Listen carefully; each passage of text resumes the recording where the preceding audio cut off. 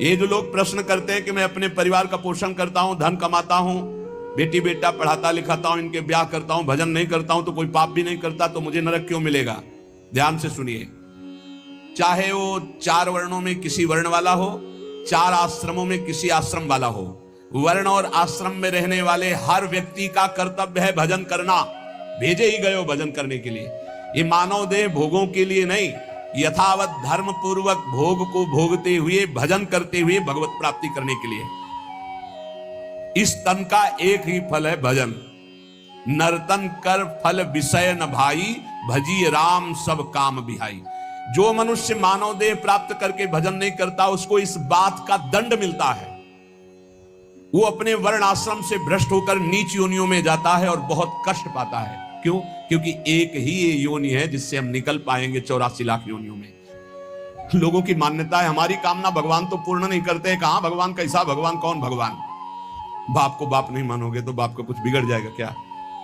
सब मम प्री सब मम उपजाए। कैसे लोग अज्ञान में भटक रहे। तुम करो पापाचरण, तुम्हारी बात सुनेंगे? अच्छा यही सोचो, यदि आप धर्म मार्ग में चलोगे तो उज्जवल भविष्य वाले, आप अध्यात्म बल से बलवान, आप परमानंद की प्राप्ति करने वाले। आप विपरीत मार्ग में धर्म विरुद्ध चलोगे तो आपको रोग, शोक, दंड, चिंता, भय, शोक, नरक, मृत्यु ये सब प्राप्त होंगे।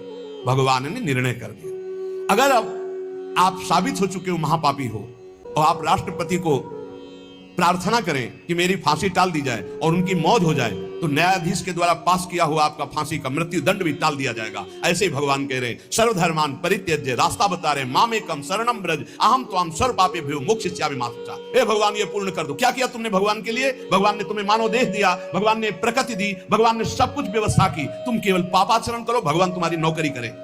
तुम भगवान के अंश हो, भगवान ने तुम्हें देह दिया, भगवान ने प्रकृति दिया, तुम भगवान के लिए क्या कर रहे हो? तुम हमारी समाज के लिए जो भगवान ने रचा है उसके लिए क्या कर रहे हो? अपनी वासनाओं की पूर्ति। तो दंड नहीं भोगोगे और क्या भोगोगे? तुम्हारे गाली देने से भगवान कोई छोटे हो जाएंगे? तुम्हारे थूकने से आकाश गंदा हो जाएगा? तुम कर सकते हो तो सिर्फ अपना बुरा कर सकते हो और कुछ नहीं कर सकते। लिख लो हमारी बात। अगर कुछ भी मंगल हो रहा है तो भगवान के बनाए विधान से मंगल हो रहा है। संत समागम, हरिकथा, नाम जप, भगवत आराधना, ये उनकी कृपा से हो रहा है। तुम कर सकते हो तो शब्द लिख लो, केवल अपना बुरा कर सकते हो, वही बुरा कर रहा है। भगवान को गाली दे रहा है, भगवान को नहीं मान रहा, नास्तिकता बढ़ रही, मनमानी बेवजह। भगवान ने मेरा कर्जा नहीं, कर्जा लेते समय भगवान से पूछा था? कर्जा लेते समय भगवान से विनय की थी? धर्म से चला है तू? भगवान की आज्ञा का पालन कर रहा है तू? अरे भगवान तो सबके पिता हैं, परम उदार हैं। गाली देने वाले को भी प्रकृति से नहीं रोकते, इसको श्वास मत लेने देना, ये मुझे गाली देता है। नहीं, अच्छी ऑक्सीजन देते हैं, पानी देते हैं, भोजन देते हैं, उसके लिए पृथ्वी फट नहीं जाती है, उसको भी पृथ्वी अपनी गोद में रखती है, जो भगवान को गाली दे। कैसे नीच बुद्धि वाले अपना काम बनाने के लिए आए हो और अपना काम बिगाड़ रहे हो। जिनसे काम बनना है उन्हीं में नास्तिकता कर रहे हो। कौन है आधार यहां इस जगत का? वही सर्वाधार परमात्मा। तुम अंधे हो, दिखाई नहीं दे रहा? ये सूर्य किसके बल से तेजवान है? ये वायु किसके बल से चलती है? किसके बल से पृथ्वी? आप देखो किसके आदेश से हो रहा है। एक जरा सा झटका आता है, प्रांत का प्रांत चकनाचूर हो जाते हैं। वो सामर्थ्यशाली भगवान है। तुम्हारे कुछ कहने से होगा? चींटी की तरह पिस जाओगे। उसकी शक्तियां अनंत है। होश में अगर जीवन को मंगलमय सार्थक बनाना है तो एकमात्र भगवान की शरण है। और अगर कुछ भी और करोगे तो अपने को बर्बाद करोगे, सिर्फ बर्बाद करोगे, सिर्फ विनाश करोगे अपना, और कुछ मंगल नहीं कर सकते। भगवान का आश्रय ले लो, वो बहुत करुणामय है। ये जो पुरुष चारों वर्ण या चारों आश्रम में है, यदि भजन नहीं करते तो इस बात का दंड मिलेगा कि मानव देह तुम्हें मिला है भगवत प्राप्ति के लिए। देखो, बोले भला पिता अपना बालक का अहित चाहता है? हाँ चाहता है। एक पिता के पुत्र ने किसी नाबालिग का बलात्कार करके उसको मार डाला। उससे वो समाचार वाला पूछता है कि आप अपने ऐसे पुत्र के लिए क्या बोलेंगे? तो बोले यही बोलूंगा कि जल्दी से गिरफ्तार किया जाए और उसको फांसी की सजा दी जाए। मेरे बालक ने ऐसा अपवित्र कार्य किया, मैं कभी देखना नहीं चाहूंगा कि वो मेरे सामने आवे, उसको जल्दी से जल्दी पकड़ा जाए। ये जब एक साधारण पिता ऐसा बोल सकता है तो असाधारण पिता जो धर्म के विरुद्ध चलेगा, तिनकर काल रूप में भ्राता, वो भगवान साक्षात धर्म स्वरूप है। कोई धर्मात्मा पिता नहीं चाहेगा कि उसका पिता अपवित्र कार्य करे और उसे गले से लगाए। फिर भी मेरे भगवान कह रहे हैं, अहम त्वाम सर्व पापेभ्यो मोक्षयिष्यामि मा शुचा। अपिचेत सुदुराचारो भजते माम अनन्य भाग। महादुराचारी भी हो तो आ जाए कह के कि प्रभु मैं आपका हूं, आपके सिवा कोई मुझे नहीं बचा सकता, तो मैं तुम्हें साधु समंतव्य सम्यक व्यवसिता हिस्सा, मैं तुम्हें साधु बनाऊं। फिर भी भगवान को कैसे शब्दों से बोलते? कोई भगवान नहीं। मनमानी आचरण करो, पता चल जाएगा भगवान है कि नहीं। अंतिम समय तक तो पता चल जाए। एक डॉक्टर बोले थे हमसे, जब गंगा किनारे भ्रमण करते थे, बहुत अमेरिका से पढ़ के आए थे, मार विज्ञान छांटते चले जाए, कौन भगवान, कैसा भगवान, क्या। अब गंगा किनारे तो एक अलग रहनी थी, उदासीन ना बोलना किसी से। उनसे कहा नहीं, ऐसा अपमान मत करो भगवान, अब कैसे हम तुम्हें छाती चीर के दिखावें कि हैं हम ऐसे जी रहे हैं, ये साधु महात्मा ऐसे जी रहे हैं, केवल हवा में जी रहे हैं, नर्क स्वर्ग की चाल है। लेकिन छाती से कहता हूं, हृदय से कहता हूं, त्रुटि हमारी, करुणा उनकी। अगर कहीं भी हमें कुछ भी असंतोष हुआ है तो मेरे आचरण का, मेरे विचार का, मेरी क्रियाओं का हुआ है, और उनकी कृपा का वार पार नहीं, अपार करुणा बरुणालय। और मिलना, तुम बहुत दूर हो हमसे, तुम दूर हो, लेकिन मेरे प्रिया प्रीतम मेरे से दूर नहीं। अब वो कोई ऐसी दूरबीन नहीं कि मैं तुम्हें दिखा सकूं कि देखो, ये हम कोई प्रमाण तुमसे नमस्कार नहीं चाहने के लिए कह रहे, ये इसलिए कह रहे कि प्रभु कितना प्यार करते, तुम्हें कैसे बताऊं। हजारों प्राण हो तो न्यौछावर कर दे, ऐसा प्यार करते हो। ऐसे नहीं को स्वप्न में आके प्यार करते हो, भाव में आके प्यार करते हैं। जैसी भावना करोगे वैसे तुम्हें अनुभव कराएंगे। वो है, प्रत्येक कण में है, प्रत्येक क्षण में वो मेरे साथ है। ऐसा बिल्कुल माइक से कह रहा हूं, आचार्य बल से, गुरु बल से, कि विश्वास करो, वो केवल ध्यान का विषय नहीं है, वो केवल भजन का विषय नहीं है। वो मित्र की तरह मिलते हैं, वो संभाषण करते हैं, वो साथ खेलते हैं। पर ये बात वही देख सकता है जो उन तक पहुंच चुका है, जो उनके चिंतन में तन्मय है। अन्यथा ये मायाकृत नेत्रों से बात नहीं देखी जा सकती। इसलिए उसका पतन निश्चित है जो मनुष्य शरीर पा करके भजन नहीं करता। भगवान ने केवल भजन के लिए दिया है। दुष्यंता पर कायेषु स्वात्मानम हरिमीश्वरम मृतकेशानुबंधेस्मिन बद्ध स्नेहा पतंत्यधः।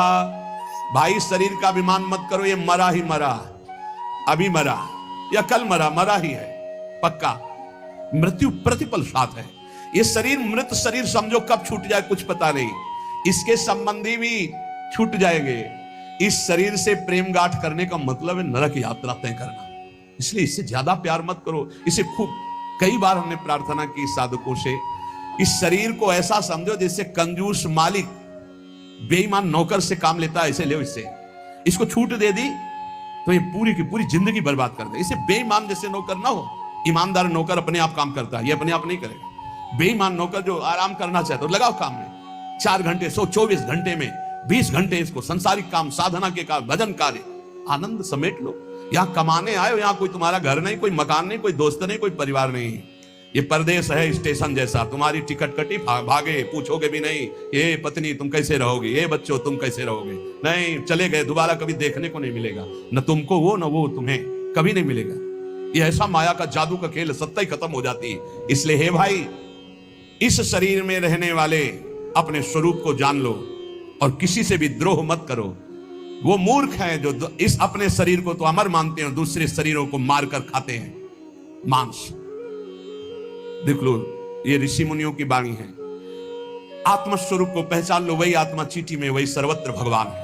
वो मूर्ख हैं जो अपने शरीर को आत्मा मानकर पोषण करते हैं, दूसरे शरीरों की हत्या करके उनका मांस खाते हैं। बोले हम हत्या नहीं करते, हम तो दुकान से ले आते हैं, तो बराबर फल मिलता है। कर्ता, प्रेरक, अनुमोदन, तीनों को बराबर पाप मिलता है। एक जो काट रहा है, एक जो खरीद के ला रहा है, और एक जो बनाकर पका करके खा रहा है, खवा रहा है, तीनों को नरक बराबर दंड मिलेगा। कर्ता, प्रेरक, अनुमोदन। ये कैवल्यम संप्राप्ता ये चातातिश्च मूढ़ताम त्रैवर्गिका क्षणिका आत्मानं घातयन्ति ते। जो लोग ये भगवत प्रदत्त शरीर प्राप्त करके कैवल्य परम पद प्राप्त नहीं कर लेते और ज्ञान बघाड़ते रहते हैं, वो पूरे ज्ञानी भी नहीं है और पूरे मूर्ख भी नहीं है। उनकी बड़ी दुर्दशा होती, ना इधर के रहते ना उधर के रहते, मजरे ढो। सदैव वो अर्थ, काम, वासना इन्हीं में फंसे रहते हैं। एक क्षण के लिए उनको चैन, शांति नहीं मिलती। जो मनुष्य शरीर पाकर अपना उद्धार नहीं कर लेता, वो अपने पैरों में मानो अपने हाथ से कुल्हाड़ी मारकर काट रहा है, वो आत्मघाती है, वो दुर्गति को प्राप्त होता है।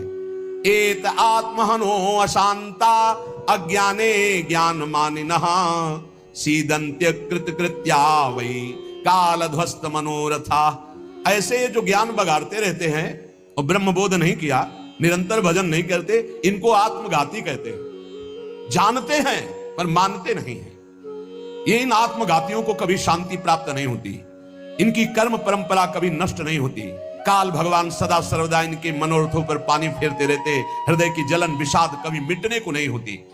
इसलिए हित्वात्यायास रचिता गृहापत्य सुहृत्श्रियः तमो विशन्त्यनिच्छन्तो वासुदेव परांमुखा। वासुदेव भगवान श्री कृष्ण के चरणों का आश्रय ले लो, उनसे विमुख मत हो। विमुख होकर यदि तुमने धन रुपया पैसा मकान सब समेट भी लिया तो भाई जब जाओगे कुछ साथ नहीं। एक बार कृष्ण कहा, एक बार राम कहा, एक बार राधा कहा, ये सत्य वस्तु तुम्हारे साथ जाएगी।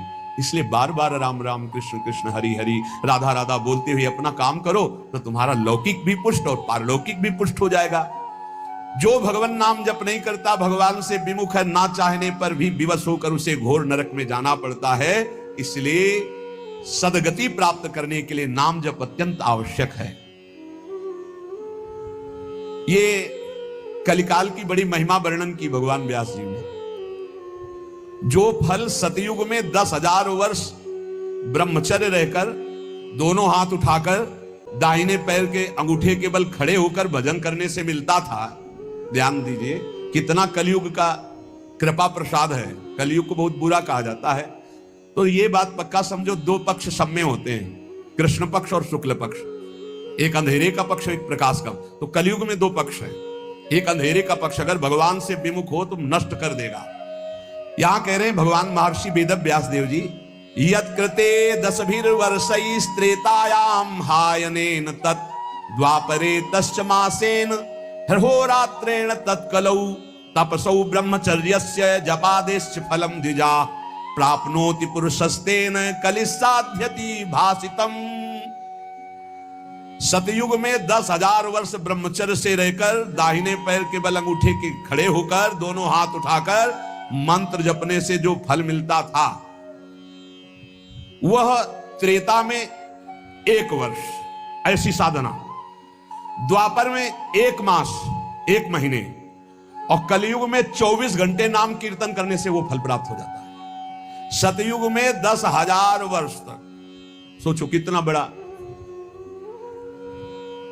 कलयुग जैसा कलयुग समयुग आन नहीं, जो मन कर विश्वास, जो नर कर विश्वास, बहुत बड़ा लाभ कलयुग। 24 घंटे नाम कीर्तन से फल मिलेगा, जो बड़ी बड़ी तपस्याओं से, बड़ी बड़ी साधनाओं से। बोले सतयुग बहुत श्रेष्ठ है, द्वापर त्रेता बहुत श्रेष्ठ है, हमें लगता कलयुग बहुत श्रेष्ठ है। धन्य है कलयुग जो 24 घंटे नाम कीर्तन से वो हजारों वर्ष की तपस्या का फल प्राप्त करा दे। भगवान व्यासदेव जी कहते हैं मैं कलयुग की पूजा करता हूं, मैं उसे सर्वश्रेष्ठ कहा कि सतयुग में ध्यान, त्रेता में यज्ञ, द्वापर में देवार्चन। ध्यायन कृते यजन यज्ञ त्रेतायाम द्वापरेर्चयन यदाप्नोति तदाप्नोति कलौ संकीर्त केशवम। जो सतयुग में ध्यान से, त्रेता में यज्ञ से, द्वापर में पूजा करने से मिलता था, कलयुग में केवल नाम कीर्तन से फल मिल जाता है। इसीलिए नाम संकीर्तनम यस्य सर्व पाप प्रणाशनम। कलयुग में सबसे बड़ी साधना नाम जप करो, नाम कीर्तन करो, लीला चरित्र गाओ, लीला चरित्र सुनो। जो इस कलयुग में अपना कल्याण नहीं कर पाया तो फिर और युग में कल्याण करना बड़ा कठिन। अंगूठे के बल खड़े होके देखो, कई मिनट खड़े रहोगे। ऐसे उपमन्यु आदि बड़े बड़े महात्माओं के चरित्र आते हैं, 1000 वर्ष, 10,000 वर्ष ऐसे। अरे यही सौभरी ऋषि यमुना में डुबकी लगा के भजन करके देखो, कई मिनट करोगे। जल को स्तंभित कर दिया और समाधिस्थ हो। ऐसे ऐसे महात्मा, अपने लोग महात्मा कहते हैं अपने को। डुबकी लगा के 2 मिनट नहीं रुक सकते नीचे, वो समाधिस्थ है। मछली को देख के 50 ब्याह करते हो, तुम मोबाइल में देख के क्या करोगे, तुम्हारे क्या होगा। इसीलिए बहुत होश में, कलयुग में बहुत महानता है भगवत प्राप्ति की, बहुत सुविधा है भगवत प्राप्ति की, तो होश में हो जाओ तो। पर ये होश रहने नहीं देता। ये किसके होश उड़ाता है, इसका प्रवेश कहां है, बता चुके कई बार। मदिरा पान करने वाला, मांस खाने वाला, पराई स्त्री से व्यभिचार करने वाला और स्वर्ण चोरी करने वाला, जुआ खेलने वाला, छल झूठ कपट रजोगुण, ये सब इसके स्थान है।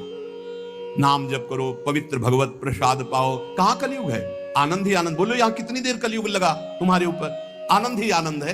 कलयुग समझुग आन नहीं, जो नर कर विश्वास, गाय राम गुण गण विमल भौबिन तरई प्रयास। कितना बड़े कलयुग केवल नाम आधारा, कोई बात और हो ना हो, राधा राधा राधा पार हो गए। सुखस्यांतरम दुखम दुखस्यांतरम सुखम पर्यायेणोपसर्पन्ते नरम नेमि मरा इव। भाई